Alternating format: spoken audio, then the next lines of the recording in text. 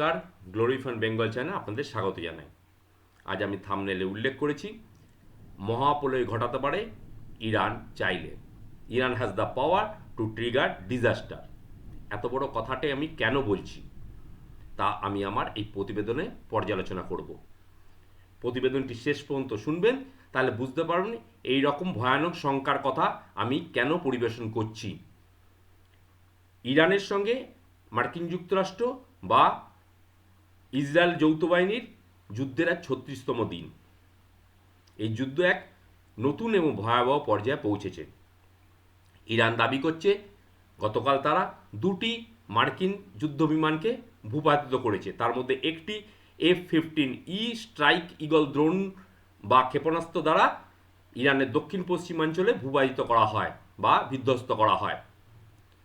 ইরানের রাষ্ট্রীয় সংবাদ মাধ্যমের সূত্র অনুযায়ী ভূপাতিত বিমানের পাইলটরা নিরাপদে প্যারাশুট দিয়ে অবতরণ করেছে। তাদের খুঁজে বার করতে স্থানীয়দের সাহায্য চাওয়া হয়েছে। অন্যদিকে একটি অসমর্থিত সূত্র অনুযায়ী জানা গেছে মার্কিন বাহিনী একজন পাইলটকে উদ্ধার করেছেন। অপরদিকে ইরানের পক্ষ থেকে আরও একটি মার্কিন যুদ্ধবিমান সম্ভবত A-10 হরমুজ প্রণালী অঞ্চলে ধ্বংস করার দাবি করা হচ্ছে এবং এই ভূপাতিত পাইলটদের সন্ধানে বা অভিযানে অংশ নেওয়ার জন্য একটি মার্কিন হেলিকপ্টারকেও ভূপাতিত করার সংবাদ পাওয়া যাচ্ছে। যুদ্ধের মতাবস্থায় ডোনাল্ড ট্রাম্প তার ট্রুথ সোশ্যাল মিডিয়াতে ইরানের উদ্দেশ্যে একটি পোস্ট করেন এবং সেখানে তিনি হুমকি দেন যে ইরানের কাছে চুক্তি করার বা হরমুজ প্রণালী পুনরায় খুলে দেওয়ার জন্য মাত্র 48 ঘন্টা সময় আছে, নতুবা সময় শেষ হয়ে আসছে এবং তাদের উপর নরকের ভয়াবহতা নেমে আসবে। তিনি পোস্ট করেছেন যে Iran has 48 hours to deal or reopen the Hormuz প্রণালী or time is running out, all the hell will rain down on them. All the hell will rain down on them. নরকের ভয়াবহতা নেমে আসবে, এই হুমকি দিয়েছে। তিনি এই ইরানকে এর আগে 10 দিনের সময় দিয়েছিলেন চুক্তি করার জন্য, যা শেষ পর্যায়ে রয়েছে বলে তিনি এই সতর্কবার্তা বা হুমকি দিয়েছেন। অন্যদিকে ইরান কোনো প্রকার যুদ্ধবিরতি প্রস্তাব প্রত্যাখ্যান করেছে, কোনো রকমের যুদ্ধবিরতি করতে রাজি নয়। তাদের নিজস্ব শর্তে তারা যুদ্ধবিরতি করতে চায়, তারা যে 5 দফা শর্ত দিয়েছে সেই শর্ত অনুযায়ী তারা যুদ্ধবিরতি করতে যায় এবং রাশিয়ার চেচেন বাহিনী ইরানের পক্ষে যুদ্ধ নামার ঘোষণা করেছে। আর আমরা ইতিমধ্যে জানি লেবাননের হিজবুল্লাহ আর ইয়েমেনের হুতি গোষ্ঠী ইরানের সঙ্গে যৌথভাবে ইতিমধ্যে ইসরায়েলের ওপর ড্রোন ও মিসাইল আক্রমণ চালাচ্ছে। সুতরাং যুদ্ধ এক ভয়াবহ অবস্থায় রয়েছে। ইসরায়েলও যথারীতি দক্ষিণ পশ্চিম ইরানের মাসাহার পেট্রোকেমিক্যালের স্পেশাল ইকোনমিক জোনে হামলা করেছে ক্ষেপণাস্ত্রের দ্বারা। তেহরানের শহীদ বেহেশতি বিশ্ববিদ্যালয়, ইসরায়েলের একটি নামকরা বিশ্ববিদ্যালয়, সেখানেও বিমান হামলায় একাডেমির ইনফ্রাস্ট্রাকচারে অবকাঠামোর ব্যাপক ক্ষয়ক্ষতি হয়েছে। অর্থাৎ কেউ থেমে নেই, সবাই যুদ্ধে একে অপরকে ক্ষতিসাধন করতে ব্যস্ত। উপসাগরীয় অঞ্চলে যুদ্ধের পরিণতি কি?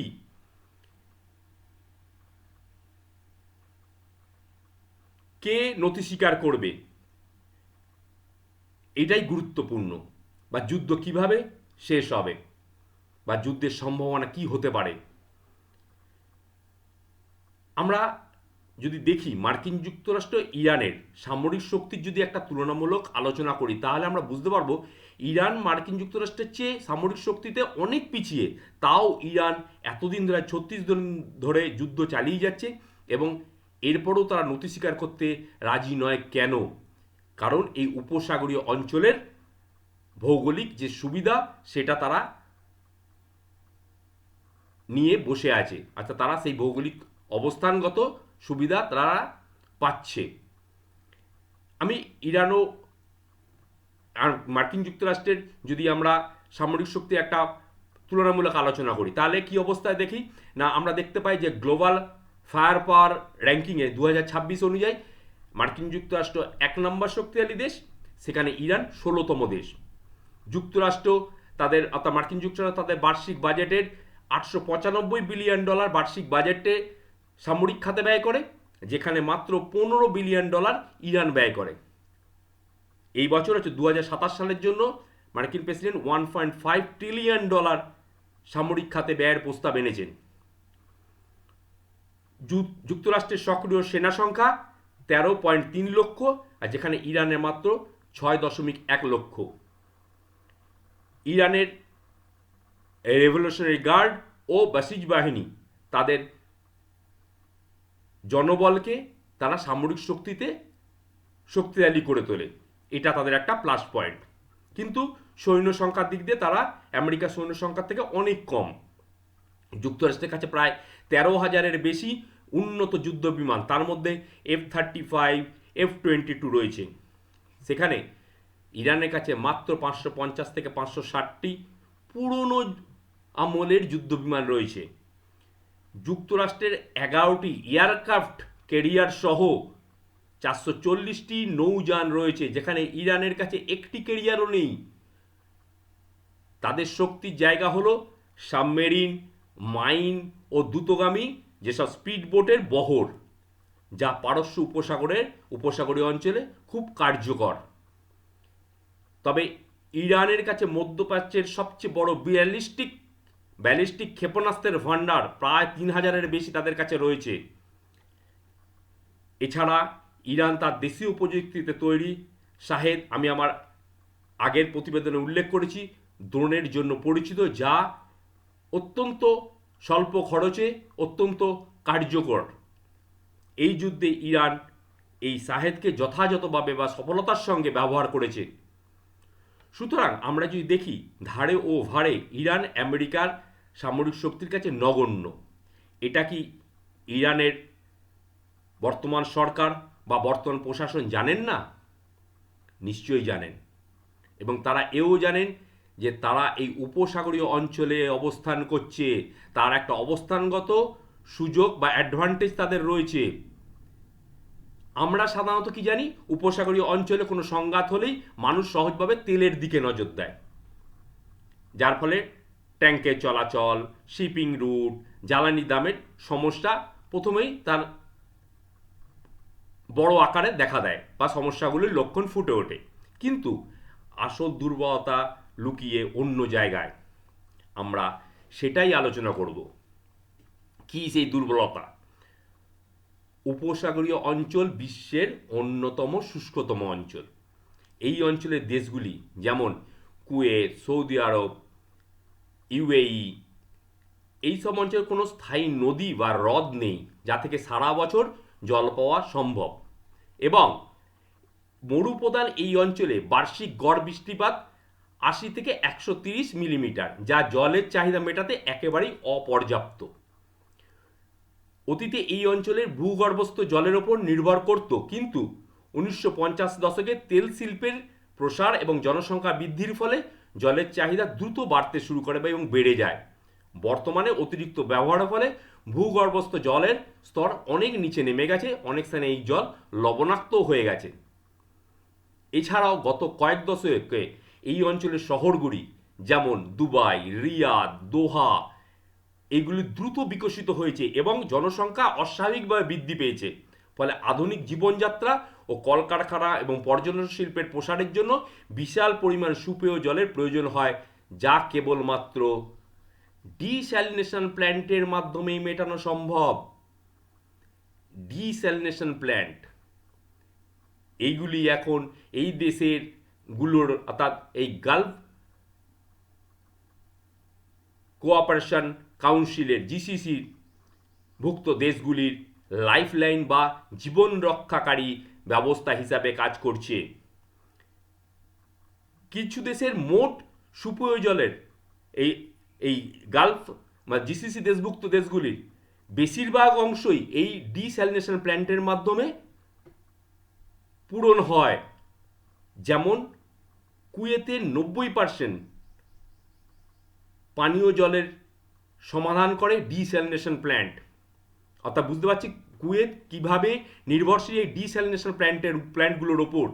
অন্যদিকে ওমান 86% নির্ভরশীল পানীয় জলের জন্য, সৌদি আরব 70% এবং 42% হচ্ছে সংযুক্ত আরব আমিরাত মানে ইউএই। উপসাগরীয় দেশগুলি তেল ও গ্যাসের দিকে থেকে সমৃদ্ধ হয়, তারা আজকের ডিস্যালিনেশনের মতো ব্যয়বহুল এবং জ্বালানি নির্ভর প্রযুক্তি পরিচালনা করতে সক্ষম বা খরচ বহন করতে পারে। যদিও বর্তমানে তারা এই জ্বালানি খরচ কমাতে রিনিউয়েবল এনার্জি মানে নবায়নযোগ্য শক্তি ব্যবহারের দিকে তারা ঝুঁকছে। কিন্তু জীবনের চাহিদা মেটাতে এই অঞ্চলটি পুরোপুরি সমুদ্র জলের বিশুদ্ধকরণ করে ব্যবহারের ওপর টিকে থাকা ডিস্যালিনেশন প্ল্যান্টের ওপর নির্ভরশীল। একেবারে সহজভাবে বলতে গেলে ডিস্যালিনেশন বা সমুদ্র থেকে জল দূর করে মিষ্টি জল তৈরি করার যে প্রক্রিয়া সেটার ওপর নির্ভরশীল। সুতরাং ডিস্যালিনেশন প্ল্যান্টগুলো কি? ডিস্যালিনেশন প্ল্যান্টগুলো হচ্ছে সমুদ্রের লবণাক্ত জল করে মিষ্টি জলের অর্থাৎ সুপেয় পানীয় জলে রূপান্তরিত করার পদ্ধতি এই ডিস্যালিনেশন প্ল্যান্টের মাধ্যমে করা হয়।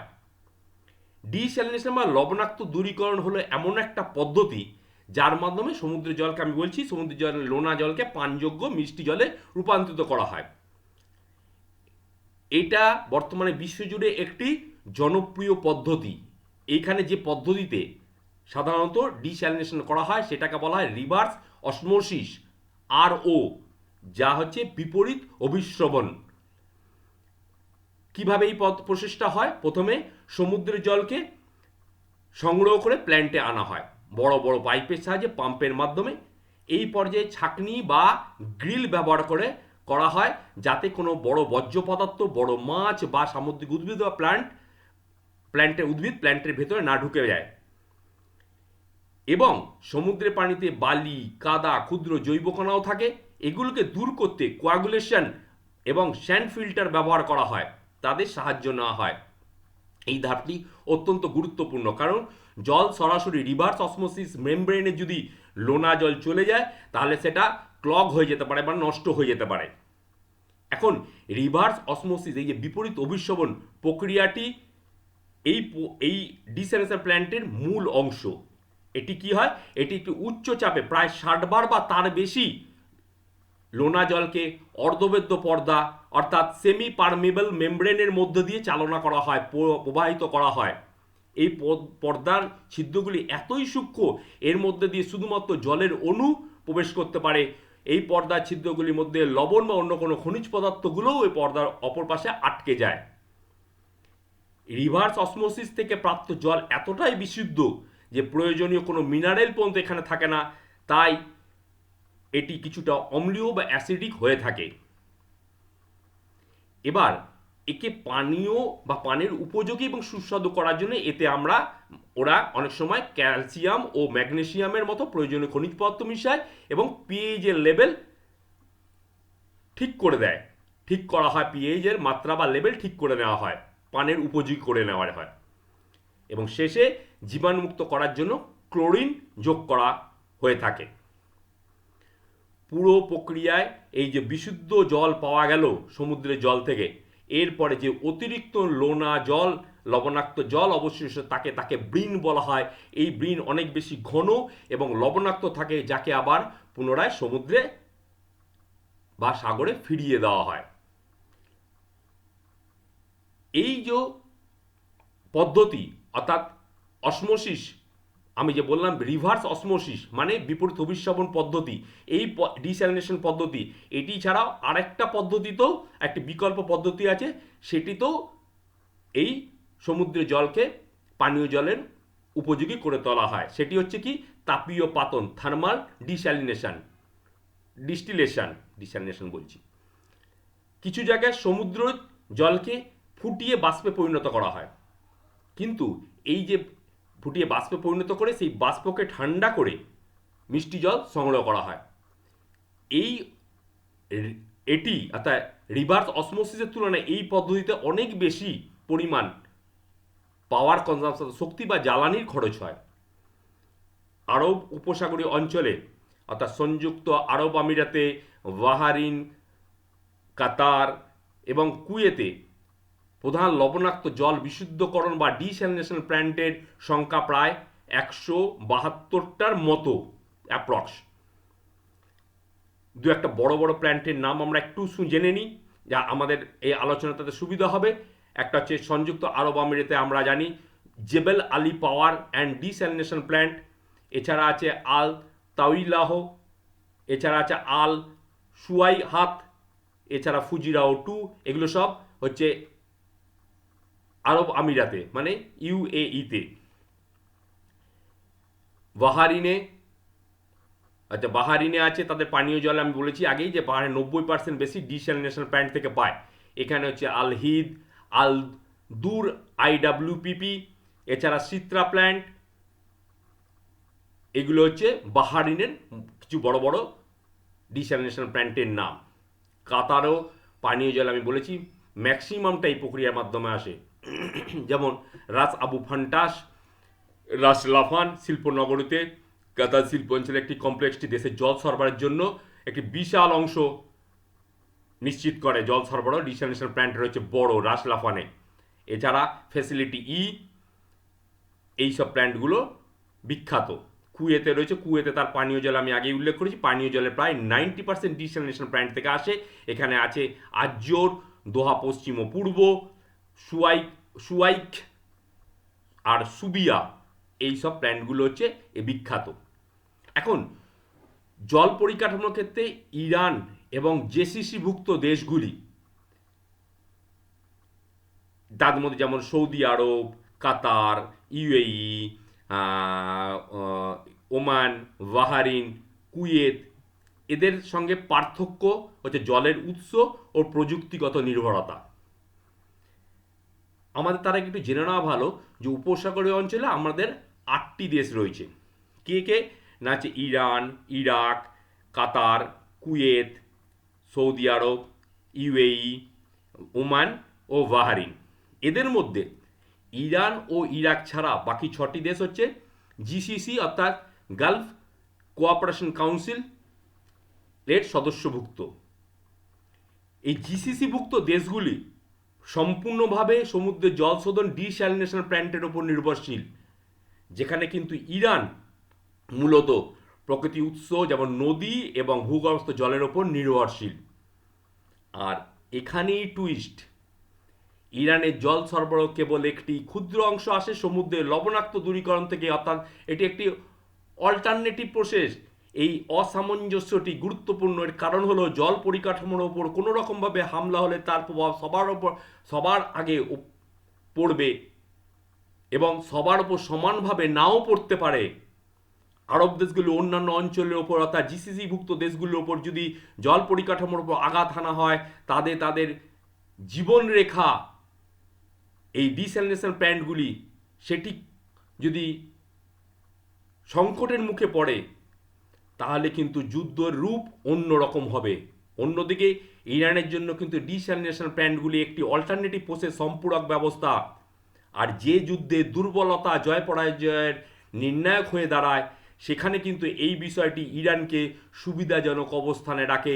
আমি এই কারণে বলছিলাম, ইরান যদি চায় তাহলে কিন্তু যুদ্ধটি একটি ভয়াবহ আকারে ভয়াবহ পর্যায়ে নিয়ে যেতে পারে। এমনকি যদি প্ল্যান্টগুলোকে সরাসরি লক্ষ্যবস্তু নাও করা হয়, তাহলেও অত্যন্ত ঝুঁকির মুখে থাকে। কারণ আশেপাশে কোনো পরিকাঠামো যদি ক্ষতিগ্রস্ত হয় বা সমানভাবে বিপর্যয় হয়, তাহলে সুবিধাগুলোর ওপর মানে প্ল্যান্টগুলোতে বিপর্যয় ডেকে আনতে পারে। সুবিধাগুলি অনেকাংশেই সমুদ্র জল ব্যবহার করে, যার অর্থ হলো যে জল প্রবেশের মুখে যদি দূষণ ঘটে তাহলে কিন্তু ওই প্ল্যান্টগুলি কার্যকারিতা নষ্ট হয়ে যেতে পারে। উদাহরণস্বরূপ, প্ল্যান্টের কাছে যদি কোনো তেল নিঃসরণ হলে এই ফিল্টারেশন প্রক্রিয়াটি সম্পূর্ণভাবে নষ্ট হয়ে যেতে পারে, পাইপলাইন দূষিত হয়ে যেতে পারে, প্ল্যান্টটির কার্যকারিতা সম্পূর্ণ নষ্ট হয়ে যেতে পারে। এটি কিন্তু কোনো কাল্পনিক ধারণা নয়। 1991 সালে উপসাগরীয় যুদ্ধে আমরা দেখেছিলাম ইরাক বাহিনী পারস্য উপসাগরে 60 থেকে 110 ব্যারল অর্থাৎ 25 কোটি থেকে 38 কোটি গ্যালন তেল সমুদ্রে ফেলে দিয়েছিল, অপরিশোধিত তেল ছেড়ে দিয়েছিল। একে ইতিহাসের অন্যতম ভয়াবহ পরিবেশগত সন্ত্রাস হিসাবে গণ্য করা হয়। এর ফলে রিয়াদ পানীয় জল সরবরাহ করে একটি প্ল্যান্টকে রক্ষা করতে প্রায় মাসের পর মাস প্রচেষ্টা চালাতে হয়েছিল। মূল কথা হলো, জল যদি যুদ্ধের অংশ হয়ে ওঠে, তাহলে কেবল এটি একটি লক্ষ্যবস্তু হিসাবেই থাকবে না, এটি যুদ্ধের সংজ্ঞাকেই বদলে দেবে। আমি একটা এখানে ডিসক্লেমার দিতে চাই। কেন? আমি কিন্তু জল পরিকাঠামো বা ওয়াটার ইনফ্রাস্ট্রাকচারে হামলার কোনো রকম পরামর্শ দিচ্ছি না, কেন এটা আমাদের উদ্দেশ্য নয়। আমি এই বিষয়টা এই কারণে উত্থাপন করছি যে ইরান যদি তার শেষ অস্ত্র উপসাগরীয় অঞ্চলে তাদের পজিটিভ অবস্থানকে কৌশলগতভাবে ব্যবহার করে, তাহলে যুদ্ধের পরিস্থিতি কি হতে পারে, যুদ্ধের সমীকরণ যে সম্পূর্ণ পরিবর্তন হয়ে যেতে পারে, সেটি পর্যালোচনা করতে চাইছি। কারণ 3রা এপ্রিল তারা কুয়েতে একটি বিদ্যুৎ এবং ডিস্যালিনেশন প্ল্যান্টে ইরানের ড্রোন হামলায় স্থাপনাটির ব্যাপক ক্ষয়ক্ষতি হয়েছে। এইভাবে যদি ইরান পারস্য উপসাগরীয় অঞ্চলের লবণাক্ত জল পরিশোধনাগারগুলোতে লক্ষ্যবস্তু বানাতে শুরু করে, তবে আরব রাষ্ট্রগুলি তৎক্ষণাৎ সরাসরি যুদ্ধে জড়িয়ে পড়বে। কারণ এটি হচ্ছে তাদের মরণ বাঁচনের লড়াই, এটি জীবনকে টিকিয়ে রাখার লড়াই। কারণ এই ব্যবস্থাগুলি প্রতিদিন জীবনকে টিকিয়ে রাখে। তাদের এই প্রক্রিয়াটির প্রতিরোধের পাশাপাশি জীবন রক্ষার তাগিদ থেকেও আসবে, এবং পারস্য উপসাগরে ইরানের সাথে তারা সরাসরি যুদ্ধে জড়িয়ে পড়বে। গালফ রিজিয়নের অন্যান্য দেশগুলি অর্থাৎ জিসিসিভুক্ত দেশগুলি যুদ্ধ তখন কিন্তু নিয়ন্ত্রণ হামলার গণ্ডি পেরিয়ে প্রতিশোধের এক চক্রবুহর মধ্যে পড়ে যাবে। এটি একটি মহাপ্রলয়ের চেয়ে কিছু কম নয়। তাই আমি বারবার করে বলেছিলাম, যদি মহাপ্রলয় চাই ইরান ঘটাতে পারে, এই পরিস্থিতিতে এই অঞ্চলকে একটি অন্ধকার যুগের দিকে ঠেলে দেবে। এখনো পর্যন্ত এই রকম অবস্থার পর্যায়ে, এই অবস্থায় বা এই যুদ্ধ এই পর্যায়ে পৌঁছায়নি, কারণ প্রত্যেকে তারা সংযম দেখাচ্ছে। কিন্তু যুদ্ধে সংযম কতক্ষণ স্থায়ী হয় বলা কিন্তু খুব কঠিন। সুতরাং যদি তার শেষ অস্ত্র ইরান প্রয়োগ করে, তাহলে কিন্তু যুদ্ধ এক মহাপ্রলয় এর দিকে পৌঁছাবে, মহাপ্রলয়ের আকার নেবে। আশা করি আমি বোঝাতে পারলাম কিভাবে ইরান এখনো পর্যন্ত যুদ্ধে মার্কিন যুক্তরাষ্ট্রের মতো শক্তিশালী বাহিনীর সঙ্গে মোকাবিলা করছে, কোন মেন্টাল সেট আপে। ভালো লাগলে প্রতিবেদনটি চ্যানেলটিকে সাবস্ক্রাইব করুন এবং লাইক করুন এবং শেয়ার করে অন্য লোককে দিয়ে চ্যানেলটিকে বাড়তে সাহায্য করুন। থ্যাংক ইউ, ধন্যবাদ।